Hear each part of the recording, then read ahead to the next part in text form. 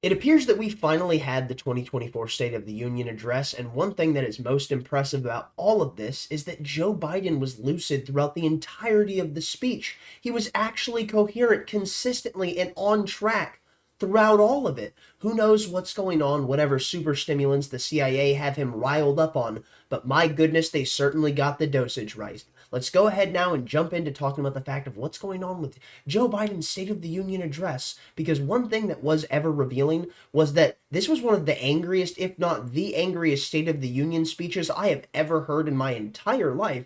And not only that, another thing we should consider is that the only time you actually ever see Joe Biden consistently on track and lucid, it's when he's giving one of these speeches where he's just riled up and angry, effectively being nothing more than a demagogue, parroting the standards of the establishment, and with it attacking his opposition and being incredibly divisive. It's quite interesting considering he wanted to run on the idea of being the person who's going to unify the country and bring everyone together, but in the end, as we see, much like the nature of the current political landscape, all it ever leads to is division, bifurcation, and further cultural entrenchment from people on their own sides, because they will not go along and acquiesce with the demands of their opposition, and in doing so, they will realize that, well, what we have to do is now demonize those who are our opposition, and that is exactly what we witnessed last night during the State of the Union. Now let's go ahead and throw it into this.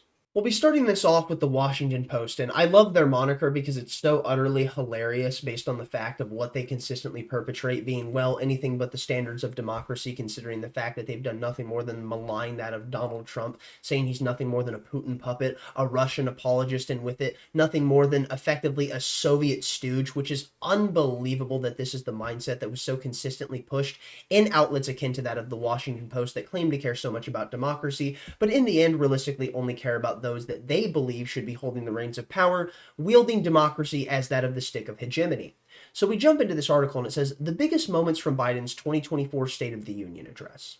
And the thing is, while there were some specific moments that are interesting to focus on in some of the things that he said, which I will admit Joe Biden actually made a joke in the end of this that got a laugh out of me when he was referencing his age, so I give him credit on that. It got a smile out of me. But here's the thing that's so wild. It wasn't specifically the topics that he covered, it was how he covered them. Many of the times Joe Biden, and anyone who's actually watched a lot of footage of him over the past couple of years, especially his speeches, is very well aware that he's usually not lucid, and the only times that he is when he's raging endlessly against that of what? Well, his opposition, the MAGA conservatives, and many of the times Donald Trump, and it's always the fact that he's only able to consistently keep on track when he seems to be rage-filled. And that is something that's incredibly important to focus on, because this was undoubtedly, from my experience and what I've seen going back and watching a couple State of the Unions from prior presidents when I wasn't even alive, well, this was the most hate-filled speech I've seen a president give in God knows how long. And that is something that many people need to consider, is the fact of how you are presenting yourself and what this shows to the world, when Joe Biden was someone who ran on the idea of bringing the country together and getting rid of the division that was creating nothing more than the bifurcation of the states itself. We jump now into the article. President Biden delivered an aggressive State of the Union speech Thursday night in which he drew sharp contrast with the former President Donald Trump and Republicans in Congress. Biden made references to "my predecessor" more than a dozen times and challenged GOP lawmakers over their resistance to his first term's agenda. As the speech went on, he increasingly engaged with angry outbursts from the audience. It was a speech befitting the political moment, as Biden faces an expected rematch against Trump and tries to push his agenda through a polarized Congress. While Republicans found multiple occasions to jeer, Democrats broke out in chants to "4 more years" more than once. Here were some of the highlights. And before we jump into that, let's go ahead and read the actual highlights on the right side of the screen. So we'll cover those topics, and then we'll jump into a clip that I thought was quite illuminating, which is CNN effectively calling out the fact that Joe Biden looks like an old man yelling at clouds, very much akin to that of Clint Eastwood's character in El Camino. And here we see the topics that he covered and focused on: my predecessor. Something that's always so revealing about that is how Joe Biden always refers to Donald Trump, effectively treating him like Voldemort, never really wanting to mention his name. So, my predecessor, abortion rights, mixing it up with congressional Republicans, the border battle, tough on Russia, and the age matter. So, the thing that's so wild about the border kerfuffle is that many of the times the Democrats and Joe Biden's administration are now trying to put this on the back of Republicans, even though they were the ones consistently advocating for all of the policies that were trying to stop this mass influx of illegal immigration, which was only caused by Joe Biden telling people to surge the border when he was elected and ending Title 42. But I digress. Let's go ahead now and throw it into that clip of CNN addressing the fact that Joe Biden is effectively nothing more than an old man yelling at clouds.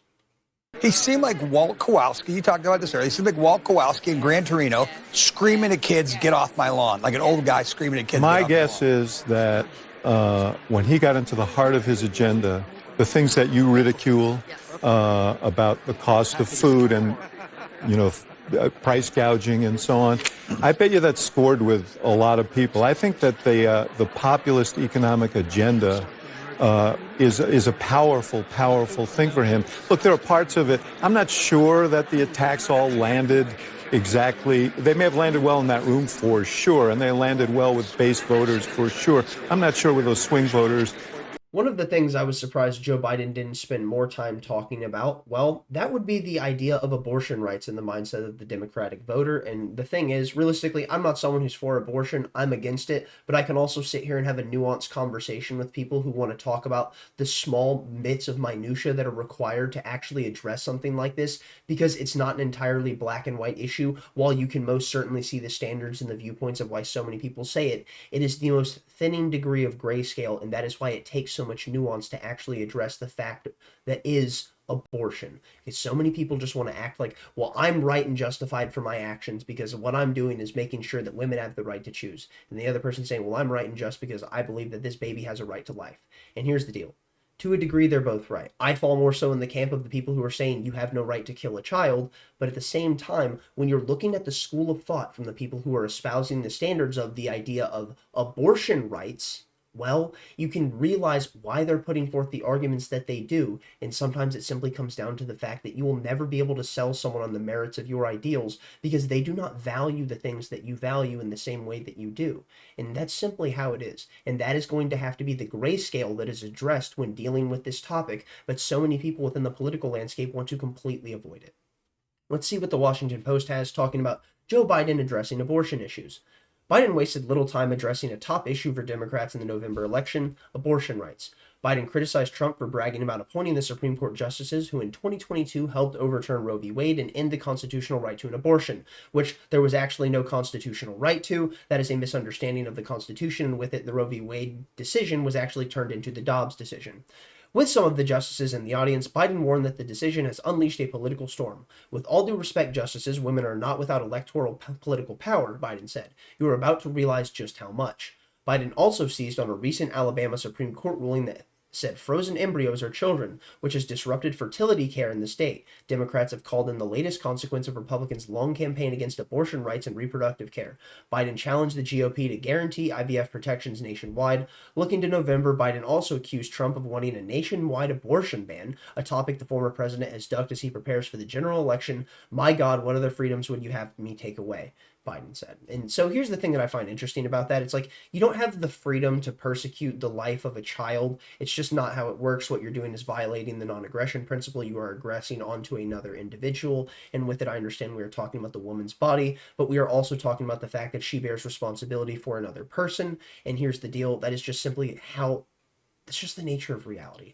And I understand that there are people who are sitting there saying like, well, look, I sit there and I stew on these thoughts and I can't take care of this kid and I don't know what's going to happen. And here's the deal. I'm not going to sit here and act like I know exactly what you need to do. I'm not going to tell you what to do because it's not my right. I can judge you. I can think you're wrong, but it's not my right to dictate how you operate in civil society. And that is something that so many need to come to terms with. And when having this understanding, you can truly get down to the brass tacks of a conversation about abortion rights or the idea of abortion itself and really addressing the nature of what is important on all of the different avenues that need to be discussed, because so many people just avoid the standards that are put forward by their opposition, all because it makes them uncomfortable, which is reasonable when you think about the fact of how deeply entrenched and emotional of a subject this is. But you also have to realize that only through surpassing this filter will we be able to truly have that discussion that matters. Now let's go ahead and throw it into that clip of Joe Biden talking about the idea of abortion and Roe v. Wade and the Supreme Court justices, which he inadvertently attacked in this moment, and then also later on goes on to attack the structure of the Supreme Court itself.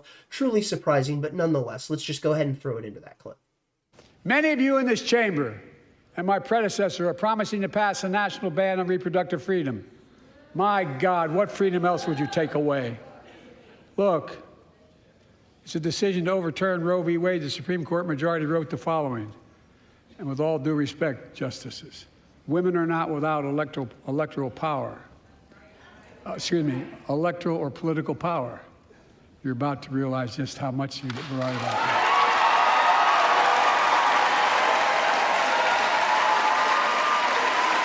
Now on to the next topic from this Washington Post article, and one thing I find so ever revealing about it is, well, mixing it up with congressional Republicans was basically the standard of the entire night, because you can even just look at the topics. My predecessor, abortion rights, border battle, tough on Russia, the age matter, which you could most certainly make the age conversation about Donald Trump as well, although I would argue Joe Biden realistically more of a bloviating gas bag, considering he is a Alzheimer's and dementia-riddled old man who is being taken advantage of like a puppet on marionette strings.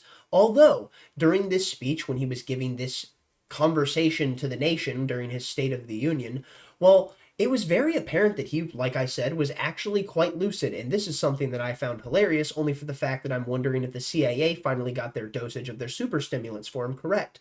I wonder if Trump's tweet was correct when he said, "The octane is wearing off," which I will admit was utterly hilarious.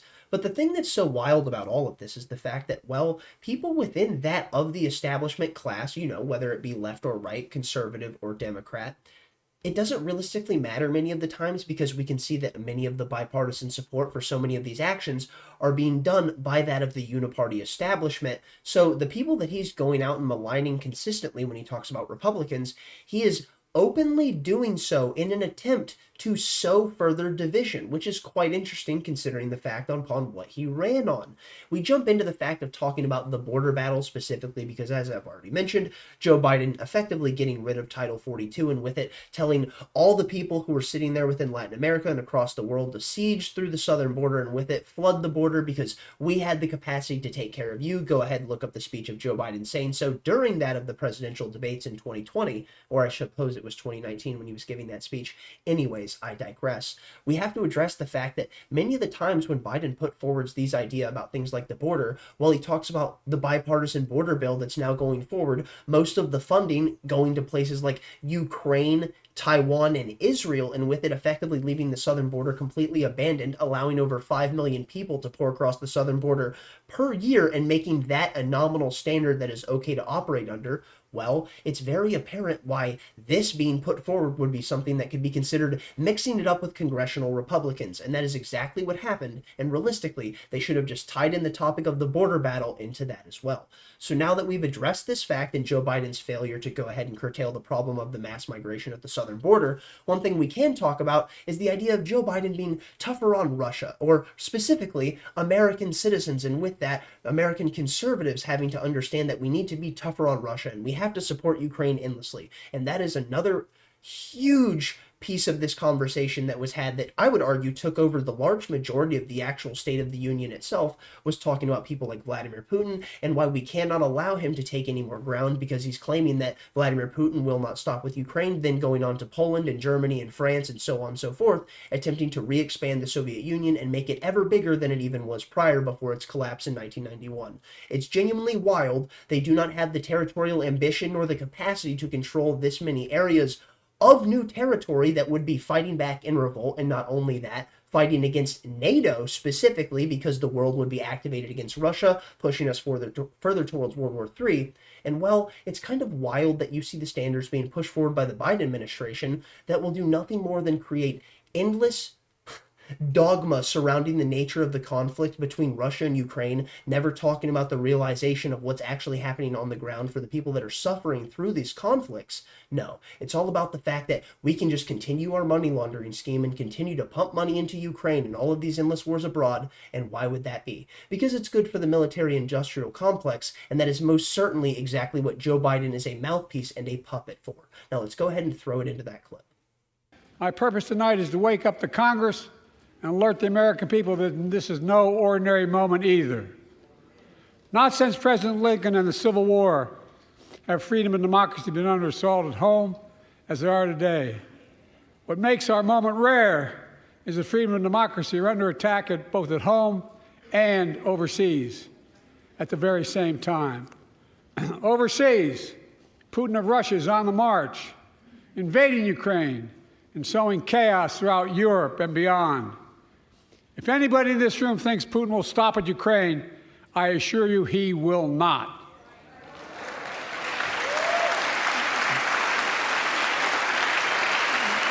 But Ukraine can stop Putin. Ukraine can stop Putin if we stand with Ukraine and provide the weapons that it needs to defend itself.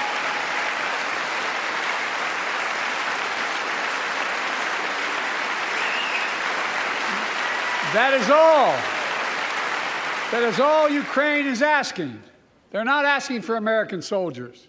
In fact, there are no American soldiers at war in Ukraine, and I'm determined to keep it that way. But now, assistance to Ukraine is being blocked by those who want to walk away from our world leadership. It wasn't long ago when a Republican president named Ronald Reagan thundered, "Mr. Gorbachev, tear down this wall." There you can see Joe Biden echoing the sentiments of the Soviet expansionist era, and what we can see is that it's nothing more than fear-mongering, but it's something you should fully expect.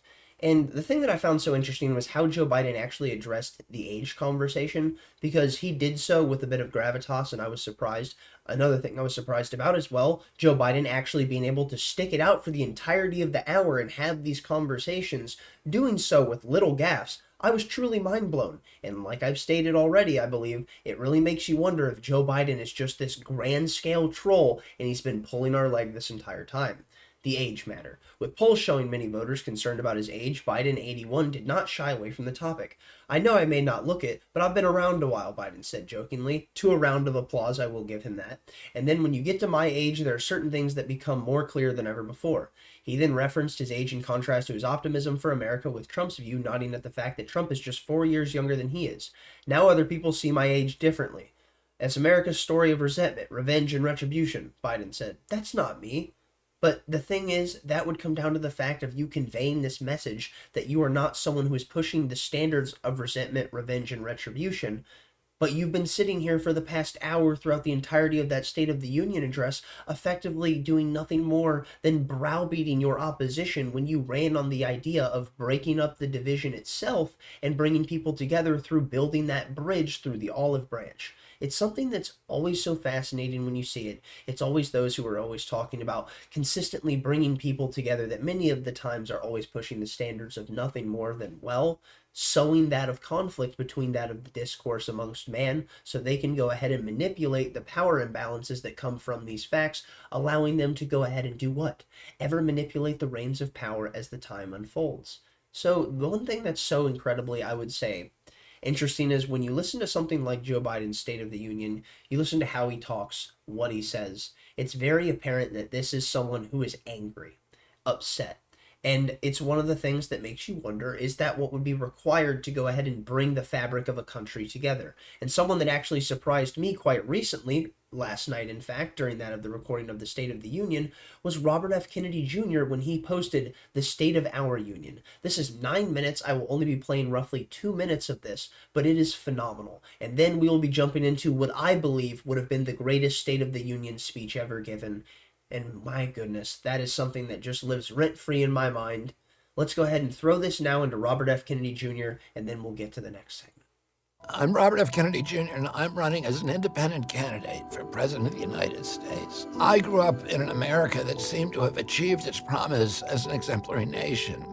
Modern democracy had spread from one nation, ours, in 1776 to 6 by 1865 and to 190 by the 1960s. We had become the city on the hill. We were a moral authority around the globe.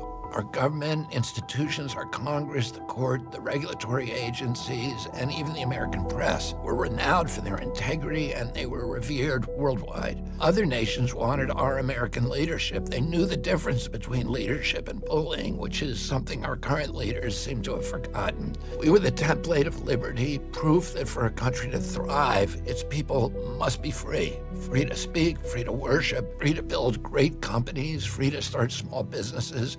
We were the freest country in the world, and by no coincidence, also the most prosperous. Working Americans could provide for their families on a single salary. They could buy a home, raise a family, save for retirement without mountains of debt. We made the best music, we made the best movies, we made gold standard automobiles that everybody in the world wanted. We made blue jeans, we reconstructed Europe, we put men on the moon. We're the world's healthiest, best educated children. Our productivity, ingenuity, our can-do spirit were the envy of the world. We had confidence in our strength, our capacity, and the limitless potential of our country. Yeah, we had serious racial and environmental problems, but in the heady days of my youth, the environmental movement and the civil rights movement were picking up steam. My father and some of his allies were fighting to eliminate the last pockets of hunger in Appalachia and the Mississippi Delta and on the Indian reservations. And we became for the first time a true constitutional democracy in this country with all races voting and holding political office. Other countries aspired to be like us, and our children grew up proud of their passport, proud of their flag. My uncle, President Kennedy, left us a legacy of peace and the hope of ending the arms race and winding down the Cold War. Those were the traditions of freedom, prosperity, and peace that my father, my uncle, and Martin Luther King Jr. were striving to protect and advance. In the half century since their deaths, we've lost touch with that vision for our country. It's truly quite revealing when you listen to Bobby Kennedy give an oration like that, and then you go ahead and you listen to one of Joe Biden's speeches, and you're like, yikes, dude. And that's exactly why he was excommunicated from the Democratic Party, not allowed to have ballot access, why he then went independent, and now attempting to vie access to that of the Libertarian Party, so he can be the face and front runner so they can get more than 5%, then getting access to ballots in all 50 states, which will be a major blow to the duopoly and a huge thing for the Libertarian Party, but something for libertarians to consider, because do you actually want someone like RFK Jr. being the face of your party, considering he is most certainly anything but a libertarian? Although he is fighting for many values that create the standards of what makes a free society, and with that, it is incredibly relevant for the standards he is pushing forward, because as I've already stated prior in other videos, he is most certainly speaking to an older age of politics that many people yearn for, and this fact alone is something that has drawn so many eyes to him, and his oration skills coupled with his intelligence, his understanding of history, is most certainly a major selling point. But here's the deal. The biggest selling point for me is the fact that you stand for what's important to say and what matters most when it's uncomfortable to say it. And there's no better example of someone who truly did this than Ron Paul. And what happens for me every single time I hear the State of the Union is I think of the fact that Ron Paul's what if speech is undoubtedly what could have been the greatest State of the Union speech that this nation most certainly needed to hear. Now let's go ahead and throw it into that speech from Ron Paul. Madam Speaker, I have a few questions for my colleagues. What if our foreign policy of the past century is deeply flawed and has not served our national security interests? What if we wake up one day and realize that the terrorist threat is a predictable consequence of our meddling in the affairs of others and has nothing to do with us being free and prosperous? What if propping up repressive regimes in the Middle East endangers both the United States and Israel? What if occupying countries like Iraq and Afghanistan and bombing Pakistan is directly related to the hatred directed toward us?